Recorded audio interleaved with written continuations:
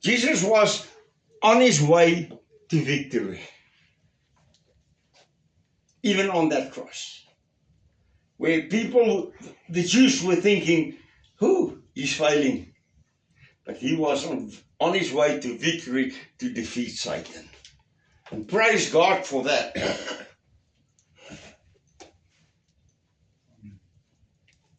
Now the next scripture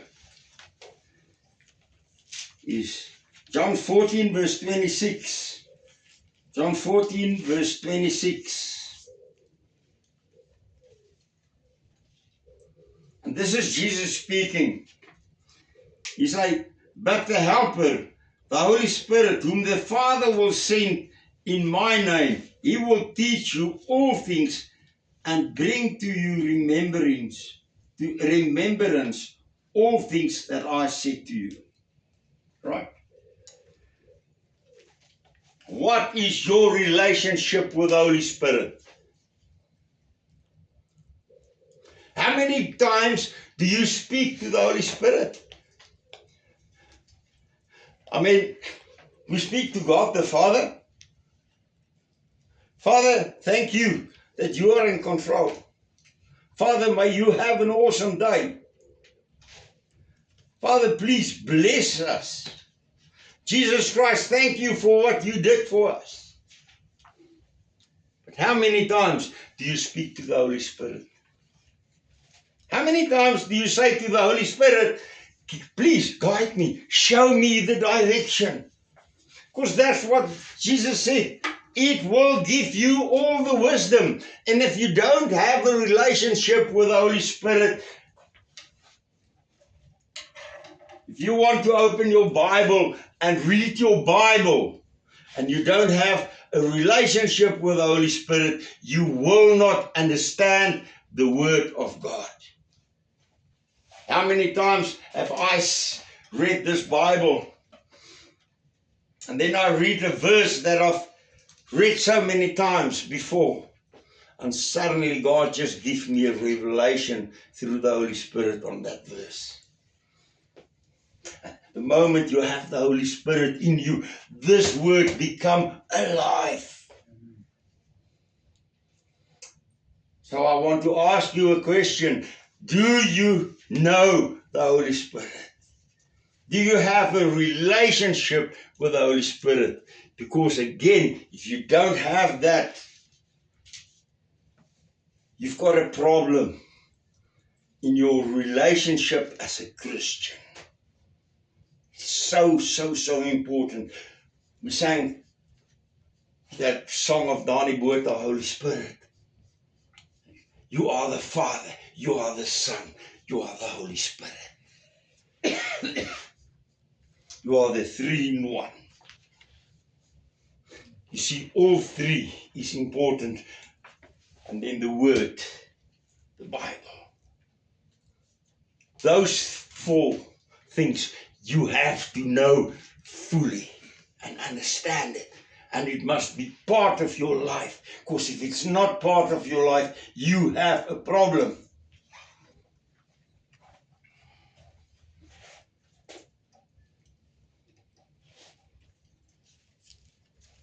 Right, next scripture we're going through. Romans 15 verse 4. Romans 15 verse 4.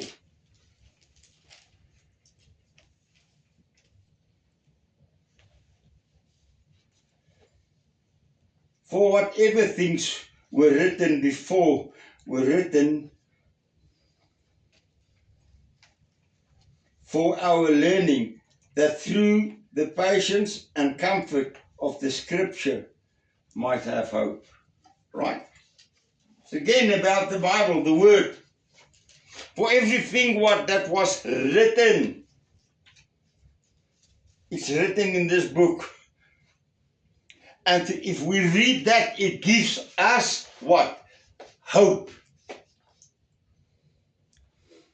Because you come and you read something, you go through a difficult time, and you open this book and you see the promises that God has for you, the promises that Jesus Christ has for you. I will make a way in the wilderness. He's even in the wilderness. Oh, thank you, God. You will make a way. Because through this word, there's hope. There's victory.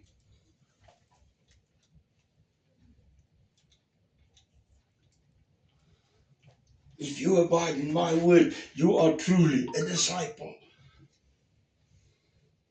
Is that not the way that we want to walk? Is that not the way we should walk? It's definitely the way that God wants us to walk. God don't want us to walk a road where we trust on the government. Trust a politician. Sorry. No, I refuse. I will not trust a politician. I will not trust the government. I will only trust in the living God, the Father, and the Father, the Son, and the Holy Spirit. The Holy Spirit to guide me, God to protect me, because God says in His Word, and no, if you accept my Son Jesus Christ, no one will take you out of my hand again. That's a promise. He's protecting us. He's putting protection all around us. That's what we want. That's not only what we want, that's what we as children of God need in this life. His protection. The promises of Jesus Christ. That you will walk in victory if you accept Jesus Christ in your life. Then it will happen that we pray for people and they get healed.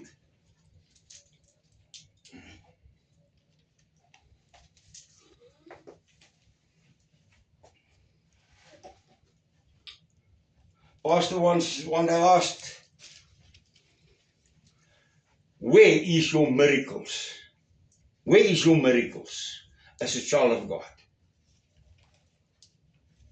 How many times have you prayed for people where you could see the miracle happening? Where you saw the results?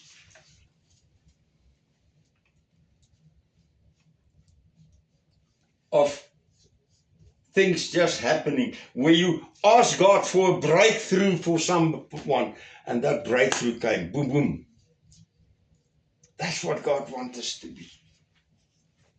That's the heart Jesus had for us. Next scripture I'm going to read. Hebrew chapter 10, verse 23 to 25. Hebrew chapter 10. Verse 23 to 25.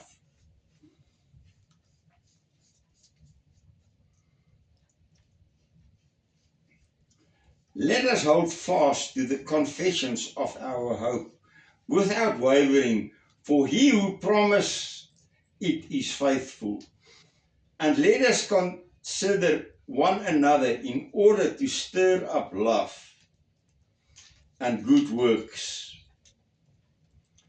not forsaking the assembling of ourselves together, as is the manner of some, but exhorting one another, and so much the more as you see the day approaching. What does the Bible talk about here? Yes, we must have hope. But what it say there is we must have fellowship together. And so many people want to say, no, I will read my Bible at home. I will pray at home. I'm not going to church, or I'm not going to fellowship. I will stand there all by myself. That's not what God wants. Why do God want us to have the fellowship, a congregation, or wherever there's a gathering? Why?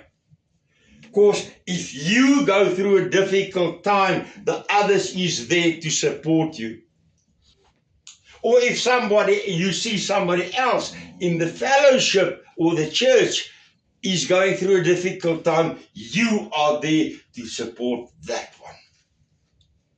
That's why God wants us to have a fellowship. You see, when you accepted Jesus Christ in your life, the Bible says, I did not give you a spirit of fear, but a spirit of adoption.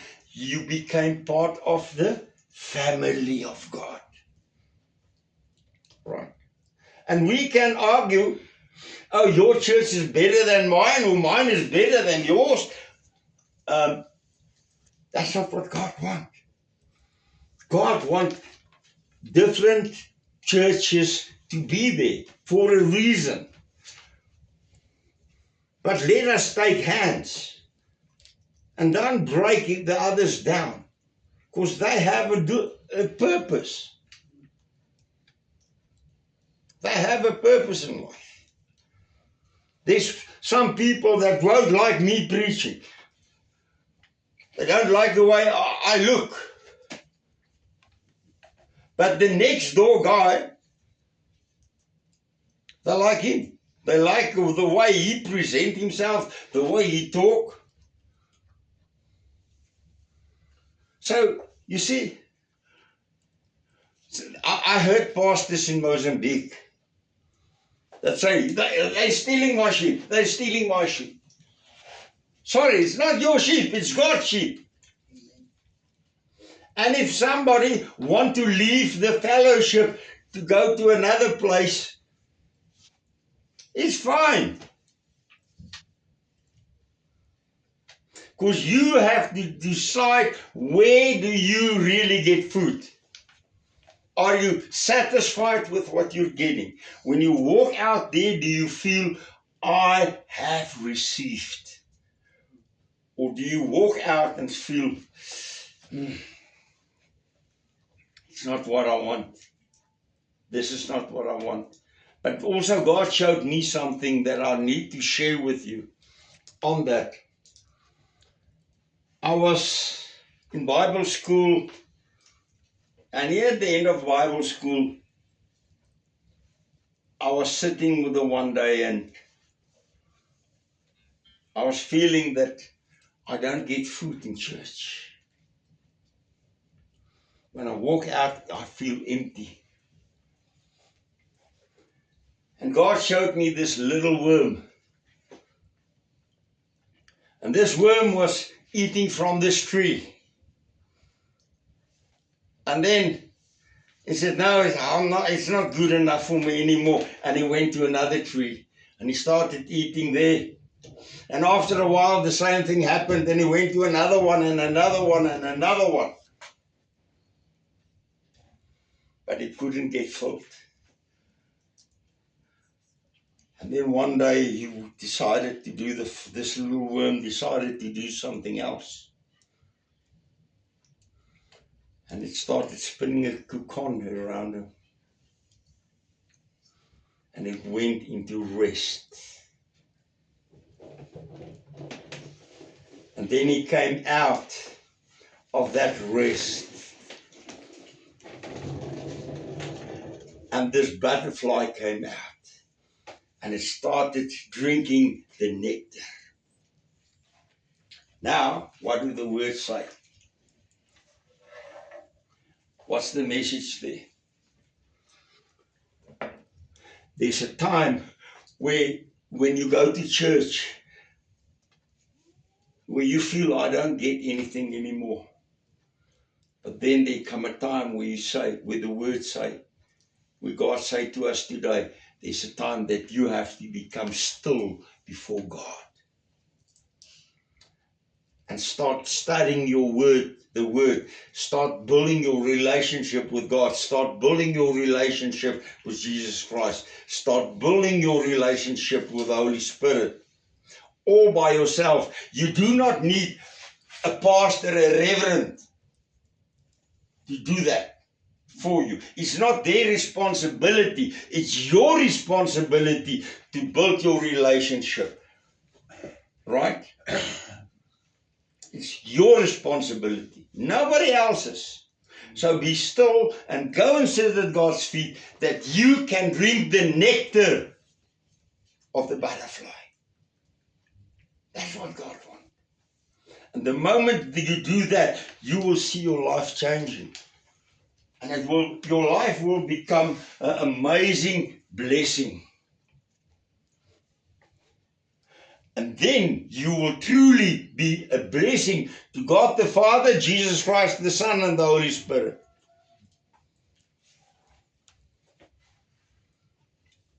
That's the time when God will say, you are my anointed child of God. That's when we will be the anointed children of God. Wow. What a blessing.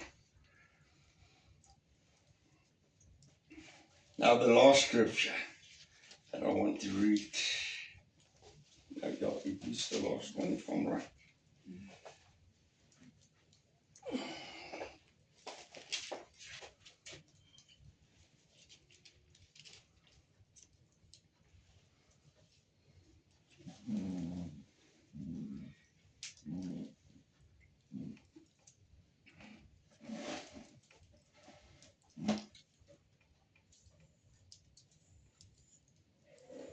Just make sure.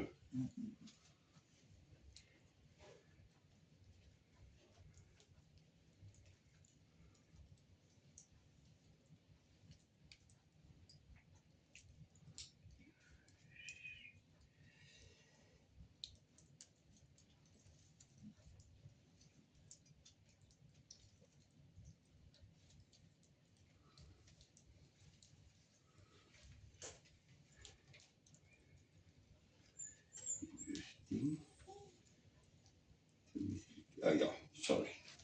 I'm right. Right, the last scripture that I'm going to read. 2 Corinthians chapter 4, verse 16 to 18. 2 Corinthians chapter 4, verse 16 to 18. Therefore, we do not lose heart,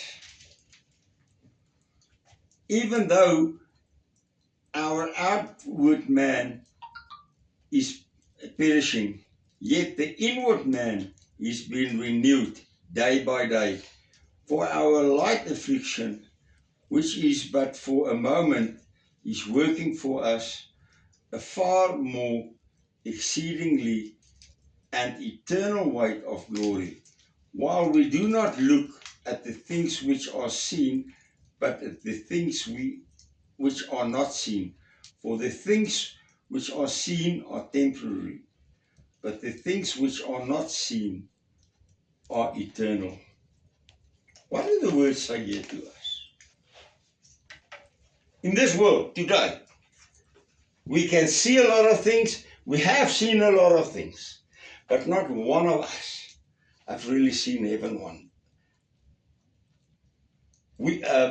There's people that get glimpses. Now, I had a glimpse of heaven. I was sitting one day, it was a counseling session, because I had to get rid of a lot of hurts in my life. And at the end, the lady that did the counseling said to me, I just want you to focus on Jesus Christ. Just focus on Him. I closed my eyes and I was just focusing on Jesus. And the next moment, I was standing at the gates of the New Jerusalem. And it was awesome. I cannot describe to you the beauty that I saw. And I entered, and there was peace. And then I didn't go in deep, because I saw this robe, this white robe. And as I looked up, I could not see the end of the robe. And as I touched it, peace like never before came over me. And the next moment, this voice spoke to me, and I know that it was Jesus Christ talking to me. And he said to me, Yaku, are you willing to get on the chariot wagon and fight for me? And I said, yes, Lord. And that day, Jesus asked me personally, he called me to go into ministry. I was still in Bible school. That happened the Friday. That Monday, I could not wait. I shared it with one of the leaders. And he said to me, Yaku, I've got a Bible, I've got a scripture for you. In Isaiah. And that word, that scripture said the following. And Isaiah said, and I saw the Lord sitting on his throne, and the seam of his robe filled the temple. And I started crying. Because I knew that that was a confirmation that I have touched the robe of Jesus Christ. In the spirit, I touched it that day. And that's what was just a little bit what I experienced that day of heaven. And I can tell you one thing, I don't want to miss it. But not one of us, there's no person walking on earth that realize, because our little minds can't imagine what is waiting for us there. So if we do whatever we heard this morning, have the relationship with God the Father, have the relationship with Jesus Christ, have the relationship with the Holy Spirit, and study this word, abide by this word, and do what Jesus said, then we are really walking a road as a Christian. And then we're not only a Christian by name, because it's so easy to say, I am a Christian, I am a child of God. But to walk the walk and to talk the talk is a different story. And again, I want to say to you, I want to ask you the last time that question. If somebody today asks you about being a Christian, can you really answer him? Can you really guide him to become a child of God? If this atheist attack you today and say, this word is not true. There is no God. There is no Jesus Christ. There is no Holy Spirit. Can you answer him? Right, of course, if you have it, and I'll put it to you this way. If you have the right relationship with God the Father, if you have the right relationship with Jesus Christ, if you have the right relationship with the Holy Spirit, and if you have abided by God's word, you will be able to answer him, no matter what. Because the Holy Spirit will give you the wisdom. That's what the Bible says. Jesus came and he said, if you abide in my word, you will have the wisdom. And also, whatever you ask in my name, you will get. So you will say, Jesus Christ, thank you that you will give me the wisdom. Thank you that you left the Holy Spirit to be my helper. Thank you, Jesus, that I will have victory over this atheist today. And thank you, Father God, that you are with me in this. Because the battle is yours, not mine. And then you will have the victory. That's the way God wants us to operate. That's the way we have to be as children of God. Amen. Amen. Let's pray.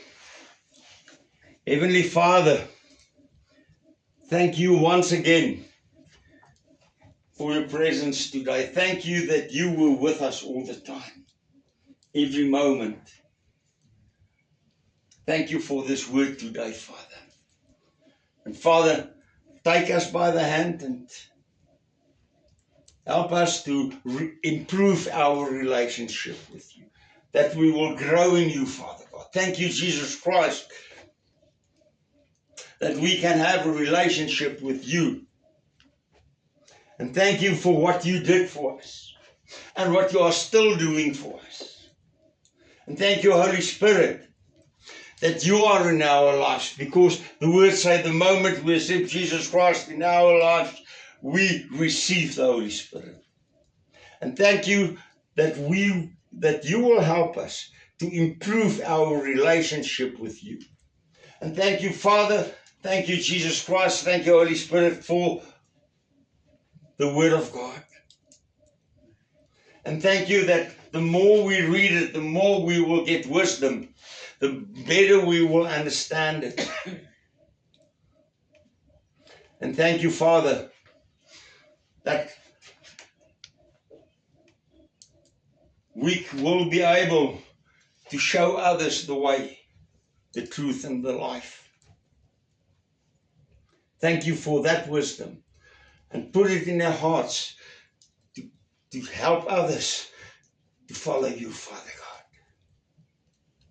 And thank you, Father, that what we heard this morning, that there's a very, very special place waiting for each one of us. And we praise you for that. We worship you, Father God. And we just want to say, we surrender all. Everything we surrender to you. Amen.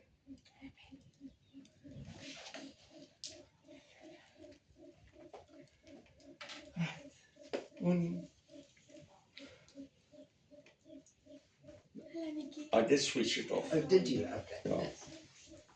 I switched it off more than once. I don't know what's going on. And now it's recording.